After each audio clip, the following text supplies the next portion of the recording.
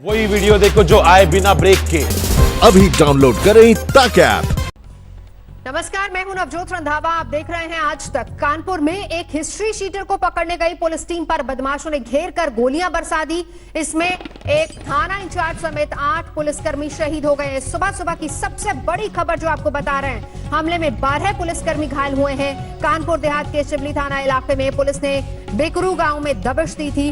Police यहां पर history sheeter विकास दुबे को पकड़ने के लिए गई थी, लेकिन बदमाशों ने पुलिस को घेर कर फायरिंग कर दी। इसमें 8 पुलिस वाले शहीद हो गए हैं। विकास दुबे वही अपराधी है जिसने 2001 में राजनाथ सिंह सरकार में मंत्री का दर्जा प्राप्त संतोष शुक्ला की शिवली में थाने में घुसकर हत्या की थी। वारदात में मुख्यमंत्री योगी आदित्यनाथ ने डीजीपी और अपर मुख्य सचिव गृह से बात की है, सख्त कार्रवाई के आदेश दिए हैं। आपसे कुछ क्षण पहले डीजीपी ने भी पत्रकारों से बातचीत करते हुए बताया कि आखिर पूरा वाकया हुआ क्या था।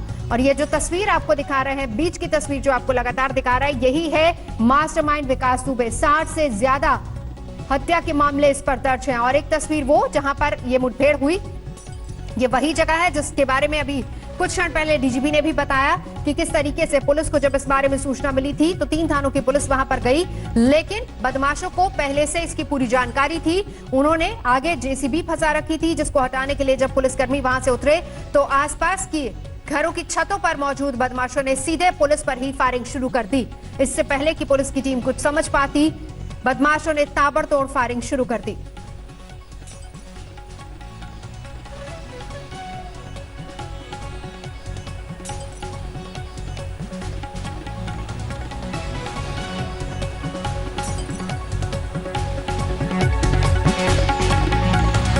बहुत शातिर अपराधी है जिसका नाम है विकास दुबे। इसके अगेंस्ट 60 केसेस करीब करीब दर्ज हैं। ये हिस्ट्री शीटर भी है। इसके विरुद्ध एक केस दर्ज हुआ था 307 का, एक व्यक्ति ने इसके खिलाफ दर्ज कराया था करीब 24 घंटे पहले। तो पुलिस पार्टी एक ऑपरेशन करने गई थी, क्योंकि ये बहुत शातिर अपराधी है और ये बराबर इस तरह का काम कर रहा था, तो उसको रेड करके पकड़ने के लिए हमारी पार्टी गई थी वहाँ पर। और इन लोगों ने वहाँ पर जेसीबी लगा दिया अपने गांव में जहाँ पे पार्टी जा रही थी, जिस कारण गाड़ी वगैरह ऑब्स्ट्रक्ट हुई हमारी। और जब फोर्स उतरा तब इन्होंने फायरिंग की और हम लोगों ने उसमें जवाबी फायरिंग भी की, लेकिन चूँकि ये हाइट पर खड़े हुए थे लोग शायद अंधेरे में, तो इस वजह से जवाबी फायरिंग में इनके हमारे आदमियों पर गोलियाँ लगी हैं, जिसमें 8 आदमी शहीद हुए हैं, जिसमें हमारे लोकल सीओ साहब भी हैं और उनके साथ 3 सब इंस्पेक्टर्स और अन्य 4 कांस्टेबल्स हैं जिनको वीरगति प्राप्त हुई। और इसके अलावा करीब 7 आदमी हमारे घायल भी हुए हैं और वो ऑपरेशन अभी भी जारी हैं, क्योंकि ये लोग भाग गए हैं अंधेरे का फ़ायदा उठा करके। और हमारे आईजी, एडीजी और यहाँ से हमने एडीजी लॉ एंड ऑर्डर को भी वहाँ भेजा है इन ऑपरेशंस को सुपरवाइज़ करने के लिए। और साथ ही ये जो फॉरेंसिक टीम है कानपुर की तो तुरंत पहुंच गई थी, अभी लखनऊ से भी एक एक्सपर्ट टीम हमने रवाना की है और इसमें एसटीएफ को भी लगाया गया है और आईजी एसटीएफ वहां पहुंच रहे हैं। लोकल कानपुर का जो एसटीएफ यूनिट है वो ऑलरेडी कार्यरत है और इनके खिलाफ एक बहुत बृहत ऑपरेशन चलाया जा रहा है और ये उसी ऑपरेशन के कंटिन्यूएशन में है जिसके लिए पहले हमारी टीम वहाँ पर गई थी। तो दबिश के लिए पकड़ने के लिए एसटीएफ को भी लगा दिया गया है। शिवेन श्रीवास्तव इस वक्त हमारे साथ जुड़ चुके हैं। शिवेन, पूरी जानकारी एक बार फिर से आपसे चाहेंगे, क्योंकि पहली बड़ी बात यह कि 8 पुलिसकर्मी इसमें शहीद हुए हैं, कुछ का इलाज अभी अस्पताल में चल रहा है जो कि गंभीर रूप से घायल हैं, और इसके अलावा अब एसटीएफ को भी इसमें लगा दिया गया है उनको पकड़ने के लिए। देखिए नवजोत, इसमें सबसे खास बात यह है कि जिस तरह की घटना हुई है वो कई सवाल खड़े करती है। सबसे बड़ी बात यह कि योगी आदित्यनाथ सरकार ने शुरुआत में अपराधियों पर नकेल कसने के लिए ताबड़तोड़ एनकाउंटर तक करने की इजाजत दे दी थी और कह दिया था कि कोई भी अगर अपराधी है, बड़ा दुर्दांत है, तो किसी भी तरीके से पुलिस पार्टी हिचके नहीं। बावजूद इसके कि इतना बड़ा भय भी व्याप्त हो गया, जिसको बहुत बताया भी गया सरकार की तरफ से कि अपराधी इतना डर गए हैं कि या तो स्टेट छोड़ गए हैं या अपराध छोड़ दिया है। कई ऐसा सरेंडर कर रहे हैं कि हमको पुराने मामले में गिरफ्तार कर लीजिए लेकिन एनकाउंटर न करिए।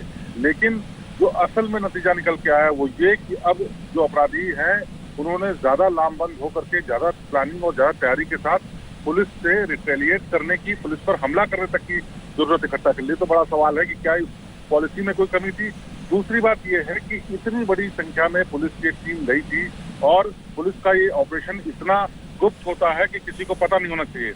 ऐसे में सवाल ये उठता है कि आखिरकार वो कौन इन्फॉर्मर था जो विकास दुबे को ये जानकारी दे रहा था कि इतनी भारी संख्या में पुलिस फोर्स वहां पर आने वाली है। जाहिर सी बात है कोई अंदर का आदमी था। तो पुलिस और अपराधियों की जो साठगांठ है उस पर भी बड़ा सवाल उठता है। तीसरी चीज है कि आखिरकार अपराधी इतने दुस्साहस इस वारदात को अंजाम देने के लिए कैसे हिम्मत जुटा सके कि जब उनके पास जानकारी थी तो बजाय भागने के, बजाय अपने आप को बचाने के, वो एक स्ट्रेटेजिक लोकेशन पर अपने आप को प्लेस कर लेते हैं, हाइट पर लोग इकट्ठा हो जाते हैं जिससे कि पुलिस पार्टी पर हमला किया सके। और ये इतना प्लान्ड हमला है जिसमें न सिर्फ हाइट पर अपराधी इकट्ठा हुए जहां से वो वार कर सके, हमला कर सके, बल्कि पुलिस पार्टी जब वहां पर पहुंची तो उनके रास्ते को रोकने के लिए जेसीबी मशीन को लगाया गया जिससे कि पुलिस की पार्टी को बाहर ही उतरना पड़े। मतलब इनकी तय की हुई जगह पर पुलिस पार्टी के लोग उतरे जिससे कि उन पर हमला किया जा सके। तो ये सवाल बहुत बड़े हैं जिसमें इतनी बड़ी घटना हुई है। सीओ जाहिर सी बात है शिवेन, क्योंकि प्लानिंग तो पुलिस की थी, पुलिस ने पूरी तरह से प्लानिंग की थी इनको पकड़ने के लिए। लेकिन ऐसा लग रहा है इसके बाद जिस तरीके से डीजीपी भी बता रहे हैं, ऐसा लग रहा है कि मानो प्लानिंग वो लोग करके बैठे हो, प्लानिंग विकास दुबे की तरफ से हुई हो। क्योंकि जिस तरीके से वहां पर जेसीबी मशीन लगाई गई और फिर उसके बाद पोजीशंस लिए ऊपर बदमाश बैठे हुए थे, क्योंकि अंधेरे का भी, पहली बात अंधेरा काफी ज्यादा था, पुलिस वालों को भी इसीलिए समझने का मौका नहीं मिला, और दूसरा फायरिंग तुरंत शुरू कर दी। शिवेंद्र हमारे सहयोगी जानकारी दे रहे हैं। बहुत सारे सवाल भी उठ रहे हैं। सबसे पहले ये कि एनकाउंटर की जो पॉलिसी है उसको लेकर सवाल उठ रहे हैं, क्योंकि जब ये कहा जाता है कि उत्तर प्रदेश में जितने भी अपराधी हैं उनको खत्म करना है, एनकाउंटर किया जाए या सलाखों के पीछे पहुंचाया जाए, और फिर उसके बाद ये खबरें भी आती हैं कि अब तो बदमाश ये कहने लगे हैं कि आप हमें पकड़ लीजिए लेकिन हमारा एनकाउंटर ना कीजिए। तो इससे जाहिर सी बात है मैसेज जाता है कि उत्तर प्रदेश में अपराध कम हो रहा है, अपराधी कम हो रहे हैं। लेकिन ये घटना दिखाती है कि अपराधियों के हौसले तो और ज्यादा बुलंद हो रहे हैं, क्योंकि भाग सकते थे। अगर इस बात की जानकारी थी कि पुलिस वहां पर उनको पकड़ने आ रही है तो वो वहां से भाग भी सकते थे, लेकिन भागने की बजाय उन्होंने उल्टा पुलिस वालों पर फायरिंग शुरू कर दी।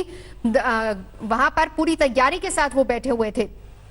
इसके अलावा प्लानिंग हालांकि पुलिस की तरफ से थी। और ये एक और बड़ा सवाल जो उठता है वो ये कि क्या पुलिस महकमे के अंदर से ही कोई ऐसा था जो कि जानकारी विकास दुबे तक पहुंचा रहा था, क्योंकि किस तरीके से पुलिस वहां पर पहुंचेगी, कितनी तादाद में पुलिस बल वहां पर पहुंचेंगे, किस तरह के हथियार उनके पास होंगे, कितनी गाड़ियां वहां पर होंगी, रूट कौन सा होगा, ये तमाम ऐसे सवाल है जिनकी जानकारी शायद विकास दुबे और उसके गैंग को पहले से थी, और इसीलिए दबिश लगाकर वो बैठे हुए थे वहां पर। और जैसे ही पुलिस की गाड़ियां वहां पर पहुंचती हैं उन पर तुरंत फायरिंग शुरू हो जाती है।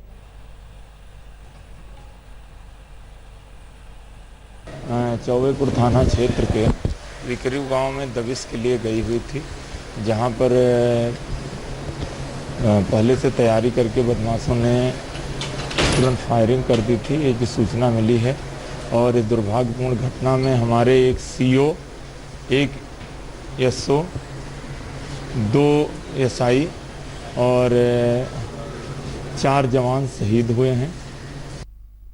107 का मुकदमा एक विकास दुबे नाम के हिस्ट्री शीटर के खिलाफ वहाँ के राहुल नाम के व्यक्ति ने कहा कि उसको जान से मारने की नीयत से फायर किया है हिस्ट्री शीटर ने। इसी सूचना पर सीओ बिल्लोर देवेंद्र मिश्रा और एसओ चौबेपुर और एसओ शिवराजपुर और एसओ बिटोर 3 थानाध्यक्ष के साथ भारी फोर्स जो है इनको अरेस्ट करने हैं तो थाना चौबेपुर के जो बिकरी गांव में पहुंची थी। जैसे पहुंचा पहले से ये लोग गाट लगा के, एम्बुश लगा के बैठे हुए थे, जो कि पुलिस ने कि एम्बुश लगा के तरीके से, मतलब इन्होंने पूरी तरह से प्लान करके तीनों ओर से गोली चलाई पुलिस पे।